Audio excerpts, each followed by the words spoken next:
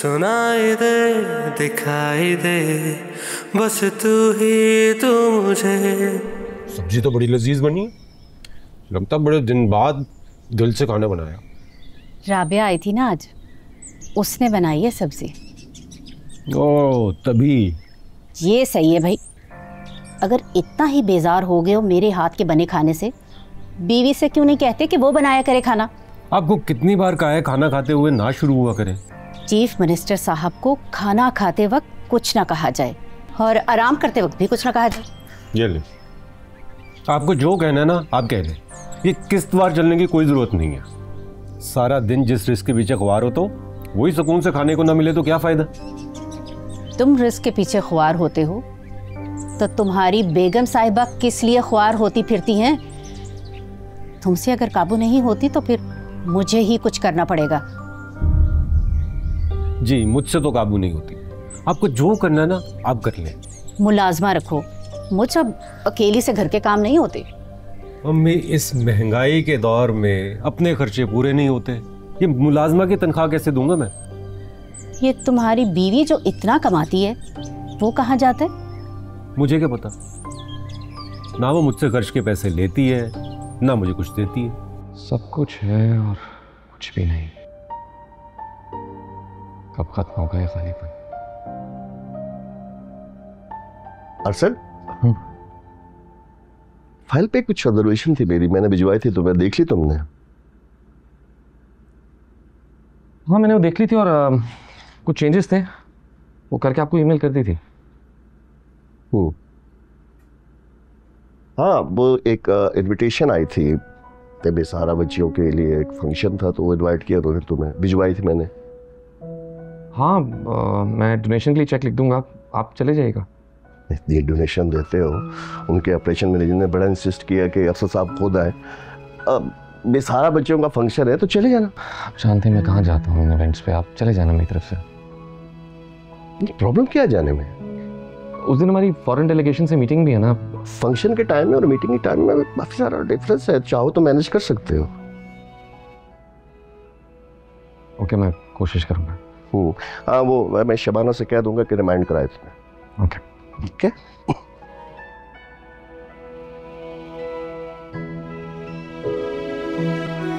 हर्ष बेटी, तुमसे एक बात करनी है मैंने। जी बाबा। बेटा काम करना अच्छी बात है, लेकिन इतना भी नहीं करना चाहिए। आराम के लिए भी थोड़ा वक्त निकालना जरूरी है। बाबा मेरा काम ही मेरा आराम है। नहीं सुनती, किसी की भी नहीं सुनती, और हमारा समझाया हुआ तो एक कान से सुनती है और दूसरी से निकाल देती है। मुझे तो लगता है एक कान से भी नहीं सुनती।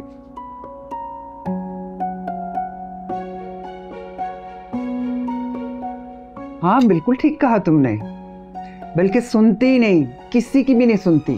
अच्छा बताएं क्या सुनूं, क्या चाहते हैं आप मुझसे? तुम जानती हो कि मैं क्या चाहती हूँ।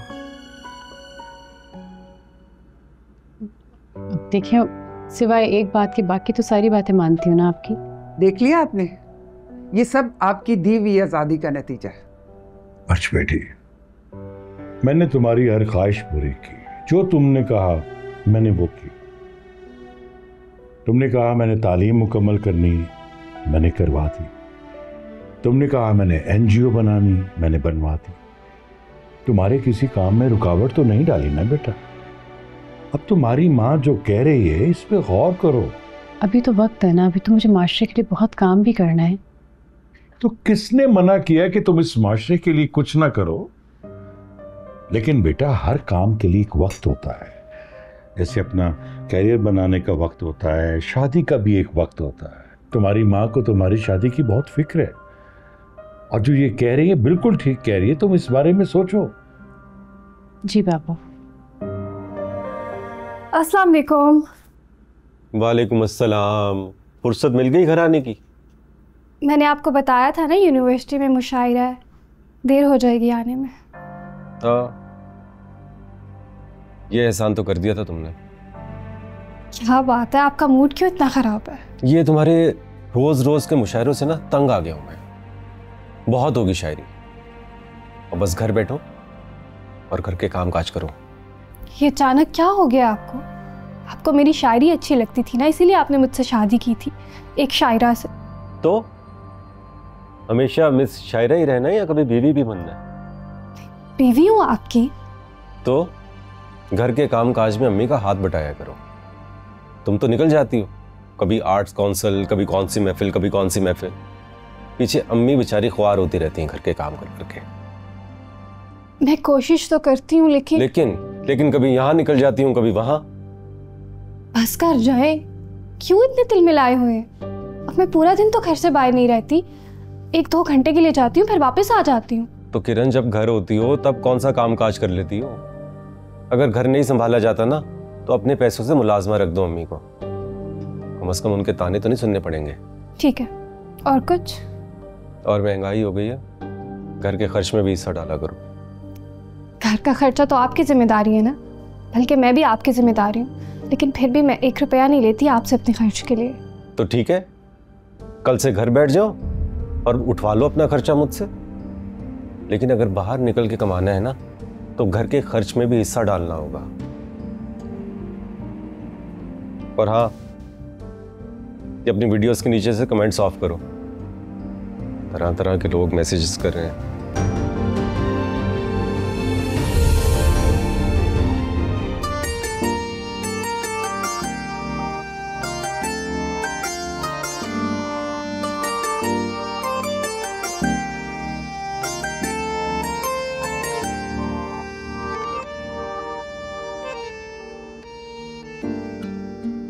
तो छुप छुप कर उसके नॉवेल्स पढ़ते हो।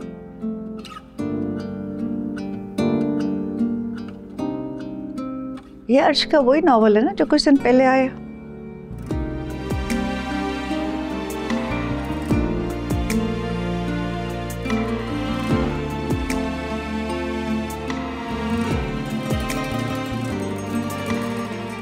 अगर उसे भूलना चाहते हो तो उसके लिखे को पढ़ना छोड़ दो। मैं तो बस उसकी मुनाफिकत की हद देखना चाहता हूँ। अपनी किताबों में वादे, वफा और सच्चाई की बातें करती है, पढ़कर हंसी आ जाती है मुझे। उसे बातें करने का हक है, उसने तो किया ना वफा। आज तुम्हारे साथ नहीं की। अगर वो तुम्हारे लिए अपने मंगेतर को छोड़ देती तब उसका मंगेतर यही बातें कर रहा होता। हम सब किसी ना किसी की जिंदगी की कहानी के विलन होते हैं, ना चाहते हुए भी। खैर, मैं तुम्हें ये बताने आई थी कि नाइमा कल अमेरिका से आ रही है। वैसे इस किताब में लिखा क्या है? वैसे तो काफी हसास मौजू पर किताब है, लेकिन एक जुमला बहुत खास है। वो लिखती है कि मोहब्बत को नफरत की कब्र में दफन क्यों ना कर दो, वो फिर भी सांस लेती है। उसका ये जुमला कहीं ना कहीं मेरी जिंदगी की तर्जुमानी करता है।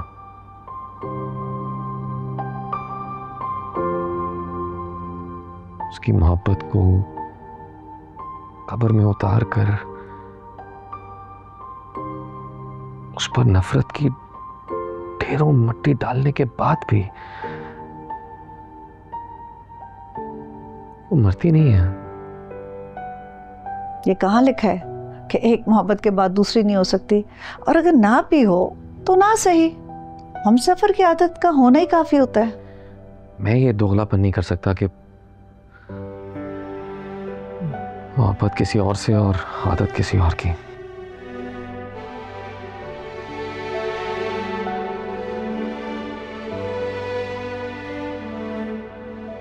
एक बात कहूं,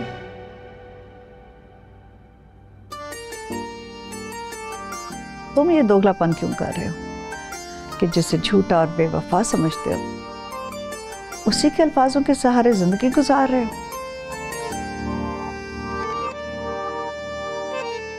ख्याल में हर हाल में बस चाहूं मैं तुझे, सुनाई दे दिखाई दे बस तू ही तू मुझे, तेरा जिक्र तेरी फिक्र दिल का है अब काम, ये सोबतें ये फुर्सतें सब अस्सलाम वालेकुम। मैंने आपको थैंक यू कहने के लिए फ़ोन किया था। सबसे पहले तो आपके ताउन का बहुत बहुत शुक्रिया। आपकी वजह से हम बच्चों को अवेयर कर सके कि उनको अपनी हिफाजत कैसे करनी है। Thank you very much. शुक्रिया तो मुझे आपका अदा करना चाहिए।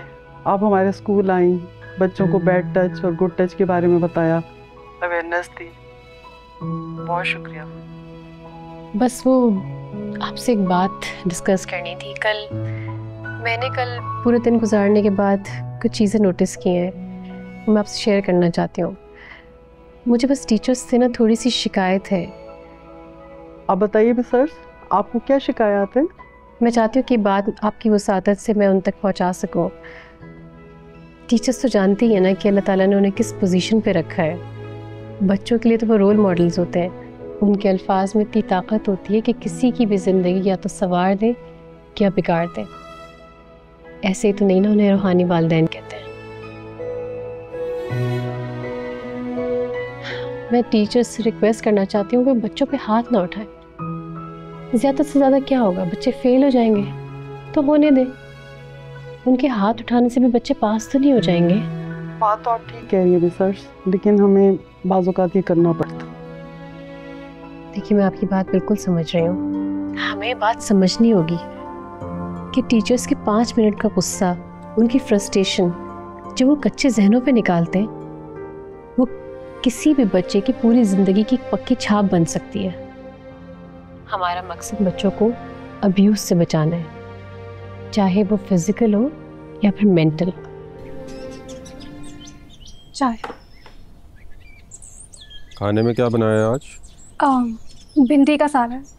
भिंडी का नहीं, नमक का सालन बनाया इसने।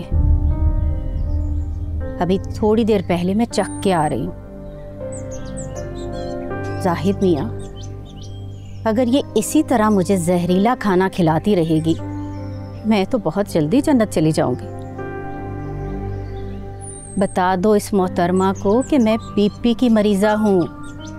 सॉरी, वो मुलाजमा को मिलने में तो 4 दिन लग जाएंगे। अगर खाने में नमक ज़्यादा हो गया तो मैं दोबारा बना देती। माफ़ कर दो बीबी, बल्कि शाहिरा बीबी। मुंह का जायका ऐसा जहरीला हो गया है कि भूख ही मर गई है।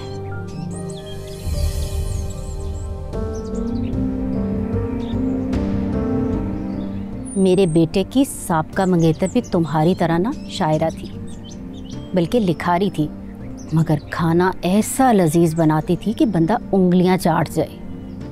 तो फिर रिश्ता क्यों तोड़ा, अगर वो इतनी अच्छी थी तो? सुन रहे हो जाहिद?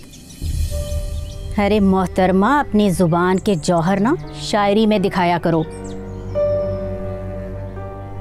सब कुछ अच्छा था उसका, बस किरदार ठीक नहीं था।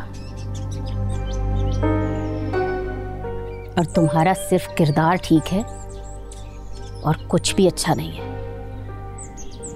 अम्मी से खाना बनाना सीखो। मैं खाना बनाना सीख लूंगी, लेकिन 3 दिन बाद कॉलेज में मुशायरा है। मुझे मधु किया है, जाना जरूरी है। लो जी, एक तो मेरी समझ में ये बात नहीं आती कि मेरा बेटा जाहिद भी तो शायर है, फिर सारा शहर सिर्फ तुम्हें ही क्यों मधु करता है? मेरी शायरी को पसंद करते हैं इसलिए। क्या मतलब है इस बात का? दुनिया जहाँ के लफंगे तुम्हारी वीडियोस लाइक करते फिरते हैं। को अंदाजा दिया आप क्या कह रहे हैं? मैं मशहूर अपनी शायरी की वजह से, अपनी औरत जात होने की वजह से नहीं।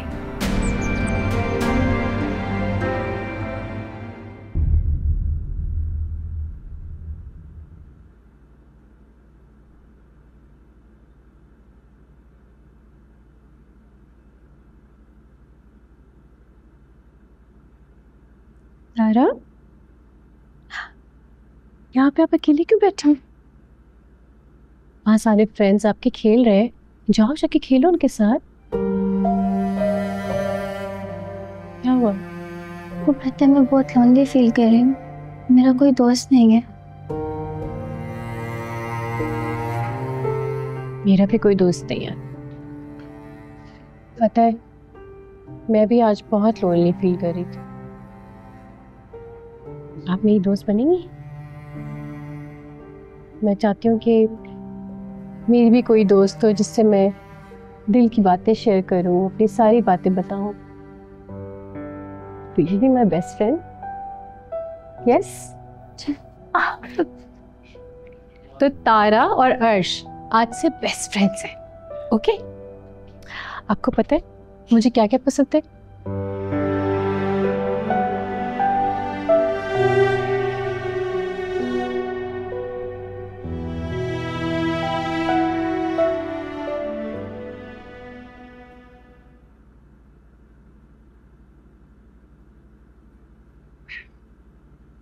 ये लीजिए चाय।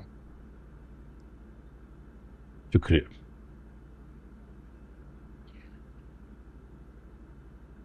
आप चाय पी लेना, फिर आपको मोबाइल पे कुछ तस्वीरें दिखाती हूँ। तस्वीरें? किसकी तस्वीरें? वो रिश्ते वाली है ना, अर्श के रिश्ते की बात की थी मैंने उससे, और उससे मैंने बोला था कि कुछ लड़कों की तस्वीरें भेज दे। आप देख लेना कि अगर उसमें से कोई आपको मुनासिब लगा तो फिर खाने पे बुला लेंगे उनको। सालिया, मेरा ख्याल है कि अभी तुम्हें सब्र करना चाहिए। कमाल कर रहे हैं आप। उस दिन आप अर्श को समझा रहे थे ना, तो उसने क्या कहा था? जी बाबा कहा था ना? हाँ। तो इसका मतलब यही हुआ ना कि उससे शादी करने पर कोई एतराज नहीं। इससे पहले कि वो इस बात से मुकर जाए, कोई अच्छा सा रिश्ता देखकर तय कर देते हैं शादी की बात।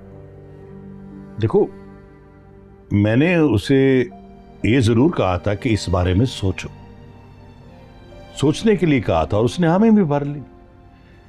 लेकिन शादी की बात नहीं हुई थी। मेरा ख्याल है उसे थोड़ा वक्त चाहिए। और कितना वक्त चाहिए उसे? जाहिद के मामले की वजह से वो बहुत डिस्टर्ब है। वो किसी पे एतबार नहीं कर रही, भरोसा ही नहीं है उसे।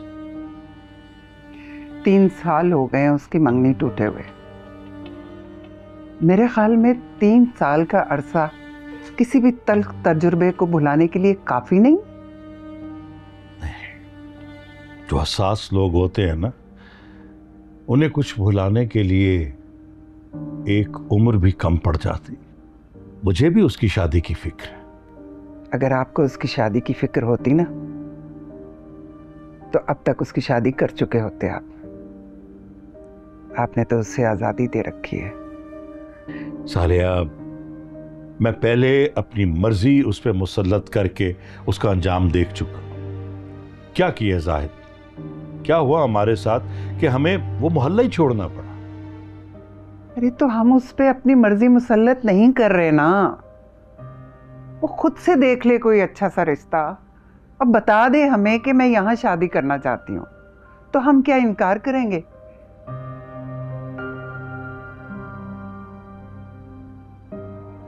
यही वो उसको कोई पसंद तो नहीं है जिसकी वजह से वो इनकार कर रही है? ये बात तो मैंने सोची नहीं। इतनी कमजोर हो गई हो तुम दोनों, अपना खाने पीने का ख्याल नहीं रखती वहां। आप तो बस ही कर दें अम्मा, मैंने इतनी मुश्किल से डाइट करके 10 पाउंड्स लूज किए हैं। डिमोटिवेट ना करें मुझे प्लीज। वैसे भी इसको कमजोरी नहीं, फिटनेस कहते हैं। लो, ये किस किस्म की फिटनेस है भाई?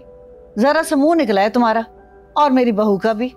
अब तुम दोनों जब यहाँ से जाओगे तो 20 पाउंड गेन करके जाओगे। खाला को तुम्हारी जॉलाइन नहीं पसंद आई, खूब खिलाएंगे अब ये तुम दोनों को। रिदा को तुम्हें अच्छी तरह से जानती हूँ। तुम मुझे बताओ, मेरा निकम्मा बेटा तुम्हारा ख्याल रखता भी है कि नहीं? खाला कैसी बातें करी। हेरा तुम बताओ खाला को। मैं क्या समझाऊं उन्हें, सही तो कह रही हैं वो। जाहिर है वैसे भी मॉम के जाने के बाद उनकी सीट पूरी तरीके से संभाली है उन्होंने। इतनी फिक्र करना तो जायज़ है। आप फिक्र नहीं कर रहे हैं, मैं बहुत खुश हूँ। हारिस मेरा बहुत ख्याल रखते हैं, और वैसे भी जिसकी आपकी जैसी सास हो उसको क्या टेंशन है। कोई सास वास नहीं, मैं तुम्हारी खाला थी, खाला ही रहूंगी। ये आपने बिल्कुल सही बात की। वैसे भी अरसल भाई ऑलमोस्ट डेली ही हारिस भाई से कॉल पे बात करते हैं। सही बात है, मॉम और डैड के जाने के बाद सारी जिम्मेदारी अरसल भाई नहीं तो निभाई है। अरसल भाई के जिम्मे हिरा के लिए लड़का ढूंढना भी लगा देते। हाँ। हेलो, मुझे नहीं फिलहाल कोई शादी वादी करनी। रूपा है, नजर नहीं आ रही, कहाँ है वो? एक्चुअली रूपा के भाई की तबीयत बहुत ख़राब थी, तो अरसल ने उन्हें वापस ढाका भेज दिया है। सर अरसल भाई खुद कहाँ है, नजर नहीं आ? यहाँ मैं आ गया। अस्सलाम वालेकुम। वालेकुम सलाम। आप मुझे एयरपोर्ट पे लेने नहीं आए? सॉरी, मैं एक वो मीटिंग में बिजी था, मुझे लगा था ख़त्म हो जाएगी लेकिन टाइम लग गया। Really sorry. अपॉलॉजी। और सुनो, हारिस तुम्हें तंग तो नहीं करता? जिसका आप जैसा भाई हो उसको कौन तंग कर सकता है। पॉइंट तो है। वैसे भी आपने और खाला ने मॉम डैड के बाद अपनी जिम्मेदारी पूरी करके हक अदा कर दिया। अल्लाह तुम्हें हमेशा ऐसे ही खुश रखे।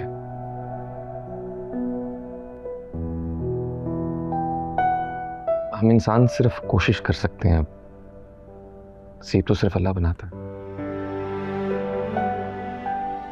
इसमें मेरा कोई कमाल नहीं है। तुम ये बताओ, हारिस को साथ क्यों नहीं लाई? बिजी लोग हैं, इंशाल्लाह अगली दफा। लगता है हारिस काबू नहीं आया तुम्हारे, है ना? और तुम क्यों चुप हो? प्लीज तुम तो मुझसे बात ही मत करो। ओके फाइन, नहीं करता बात। तुम सुनाओ, कैसा रहा सफर?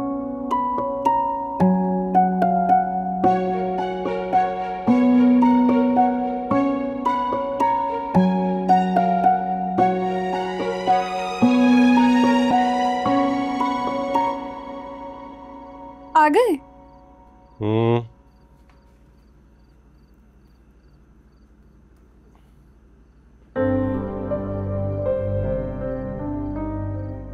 आज कुछ पकाया भी है कि सारे दिन शायरी करती रही हो? हाँ, अम्मी के साथ मिलके पुलाव बनाया है, लाऊं आपके लिए? नहीं, मैं खा कर आया हूँ। कहाँ से? मुशायरे में गया था, मशहूर शायर हूँ। तुम्हारी तरह तो हूँ नहीं कि छोटे मोटे कॉलेज यूनिवर्सिटीज में जाता हूँ। आलमी मुशायरों में बुलाया जाता है मुझे। क्या हुआ, ऐसे क्या देख रही हो? यकीन नहीं आ रहा मेरी बात पे? मुझे आपकी हर बात पे यकीन। एक तो तुम औरत हो, दूसरा अल्लाह ने थोड़ा बहुत हुस्न दे दिया तुम्हें, इसलिए तुम्हारे पास फॉलोअर्स है।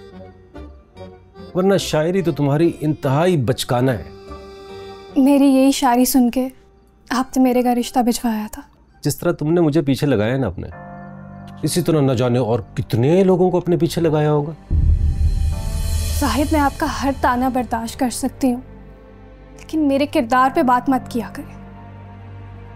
एक बात बताओ, जब ये महफिलों में तरह तरह के लोग वाह वाह के नारे लगा रहे होते हैं, तब कहाँ जाता है तुम्हारा किरदार? वो वाह वाह मेरे इशार पे कर रहे होते, और अगर आप भी वही इशार पढ़ेंगे ना तो आपकी भी वाह वाह होगी।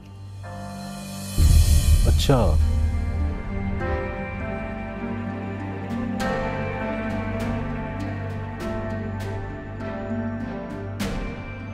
तो एक काम करते हैं, वो जो अपनी किताब के लिए तुमने अशार लिखे थे ना, वो तुम मुझे दे दो, मैं भी उसे पढ़ के देखूंगा, फिर देखते हैं कितनी वाह वाह होती है उस पर।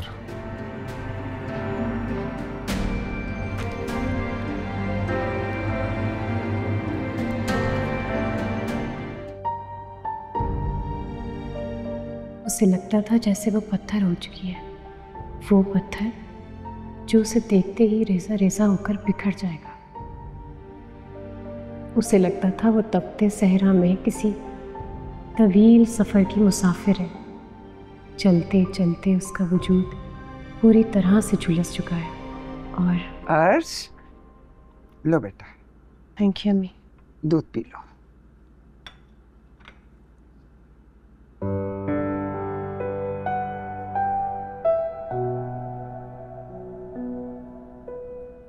दिन को सोशल वर्क और रात को नावल लिखना, बस तुम्हारी तो यही जिंदगी रह गई है।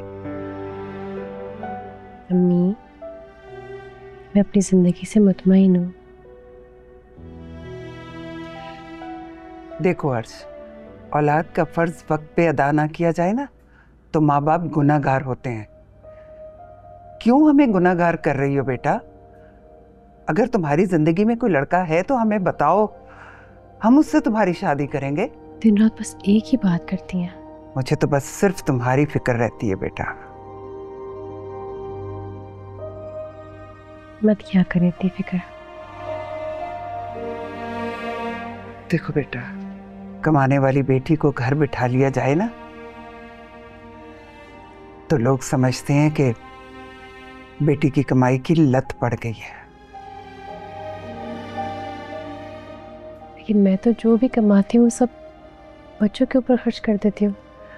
ये घर तो बाबा चला रहे हैं। लोग तो इस बात को नहीं जानते बेटा। किस किस को सफाई पेश करेंगे कि हमें तुम्हारी कमाई से कोई गर्ज नहीं है। अम्मी, लोगों का और काम ही क्या है? हम जो मर्जी कर लें, लोग तो बातें ही बनाएंगे और मुझे किसी की कोई परवाह नहीं है। हमारी बात की परवाह है या वो भी नहीं है ना परवाह, बहुत परवाह है। तो फिर शादी के लिए हाँ कर दो ना बेटा। अगर तुम्हारी नजर में कोई लड़का नहीं है तो हमें बताओ, हम देखते हैं कोई लड़का।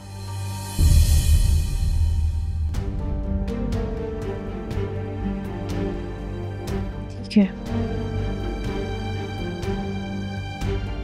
ठीक है, मैं सोचूंगी इस बारे में। जल्दी सोच लो बेटा, ये ना हो कि मुझे जबरदस्ती करनी पड़े। चलो दूध पी लो।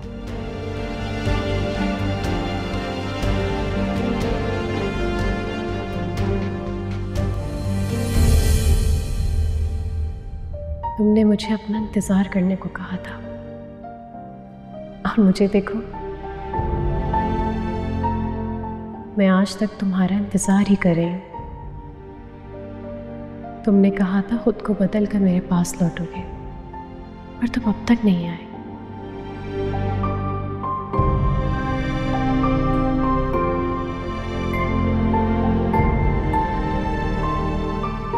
मेरी पढ़ाई मुकम्मल होने तक 2 साल का वक्त लिया था तुमने, और आज पूरे 5 साल हो गए पर तुम नहीं आए।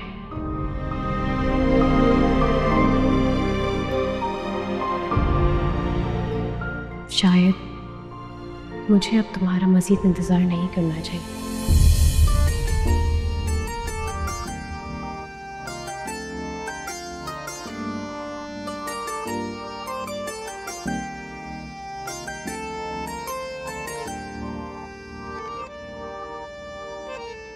ख्याल में हर हाल में बस चाहूं मैं तुझे, सुनाई दे दिखाई दे बस तू ही तू मुझे। तेरा जिक्र तेरी फिक्र दिल का है अब काम, ये सोबतें ये फुर्सतें सब तेरे नाम।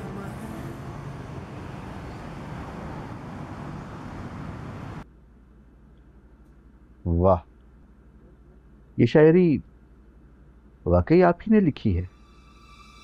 क्या मतलब? कुछ नहीं वो पिछली बार आपने जो अपनी किताब के लिए शायरी दी थी वो तो बस अब मैं क्या कहूँ। तो इसीलिए आपने पिछली बार मेरी किताब नहीं छापी? अब समझदार के लिए इशारा काफी होता है। भरम में कह नहीं पाया था कि इतनी वाहियात शायरी कौन छापता है, मगर ये वाकई लाजवाब शायरी है। तो इसका मतलब है इस दफ़ा आप मेरी किताब छापेंगे? मैं इसे ले जाता हूँ, तफसील से पढ़कर फिर आपको बताऊंगा, लेकिन उम्मीद है कि बिल आखिर अब आप साहिब किताब हो जाएंगे। शुक्रिया, बहुत शुक्रिया। यही होता है इस मुल्क में, तारीख पे तारीख दे दी जाती है। जब जब सारे सबूत पेश कर दिए हैं तो फिर किस चीज का इंतजार है? जज साहब ने उसको सजा क्यों नहीं दी? आप परेशान ना हो, आपको इंसाफ जरूर मिलेगा। अगर कानून ने उसे सजा नहीं दी तो मैं अपने हाथों से जान ले लूंगी उसकी, मार डालूंगी उसको, मार डालूंगी। देखिए, मैं जानती हूँ आप बहुत दुख में हैं, हम सबको बहुत दुख है, लेकिन हम क्या कर सकते हैं? हमें सब्र से काम लेना होगा। आप अगर अपने आप को नहीं संभालेंगे तो तारा को कौन संभालेगा? बहुत धमकियां दी हैं उन लोगों ने मुझे, लेकिन उन सब धमकियों के बावजूद मैंने केस किया है उन पर। ऐसा नहीं हो सकता। तारा की मेडिकल रिपोर्ट्स हमारे पास है, वो कुछ भी कर ले, वो सच को तो नहीं छुपा सकते। और अगर उन्होंने धमकियां दी हैं हमें, तो उनकी धमकियों को हम उनके अगेंस्ट इस्तेमाल करेंगे। मैंने ताकीद भी की थी कि उसकी अच्छी तरह से देखभाल की जाए। उनके सारे मैसेजेस, सारी कॉल रिकॉर्डिंग्स हमारे पास मौजूद है, हम वो कोर्ट में दिखाएंगे। अगर हम ये केस हार गए तो? बस आपको हिम्मत नहीं हारनी है, ठीक है? यहाँ पर आप दोनों पूरे तरीके से महफूज हैं, कोई भी आपका कुछ नहीं बिगाड़ सकता है। खुदा भला करे आपका। आप मेरे लिए किसी फरिश्ते से कम नहीं है। मैम वो तारा बेहोश हो गई है। What? क्या हुआ मेरी बेटी को? आप आए मेरे साथ। आंखें खोले बेटा। डॉक्टर साहिबा, क्या हुआ था मेरी बेटी को? ये बेहोश क्यों हो गई थी? डॉक्टर साहब, क्या हुआ इन्हें? बहुत ज़्यादा ज़हनी तनाव का शिकार है ये, वीकनेस भी बहुत ज़्यादा हो रही है। मैंने मेडिसिन लिख दी है, आपने इन्हें वक्त पे देनी है और इनका बहुत ज़्यादा ख्याल रखना है। जी मिस अर्श, आमिर सर ज़रा बाहर आइएगा, मैंने आपसे बहुत ज़रूरी बात करनी है।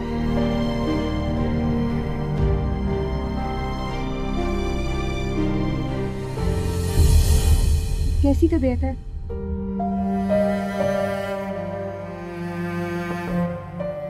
आइए नाइला।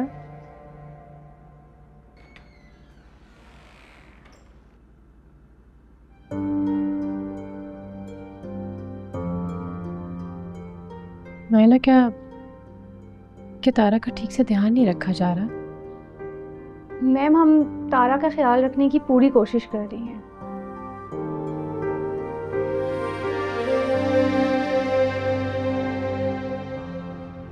मुझे लगता है कि तारा के लिए हमें किसी साइकोलॉजिस्ट की मदद लेनी चाहिए।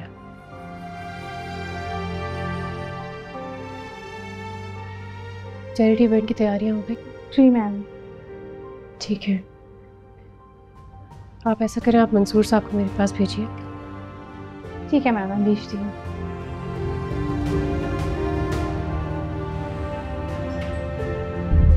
सुनाई दे, दिखाई दे, बस तू ही तू मुझे।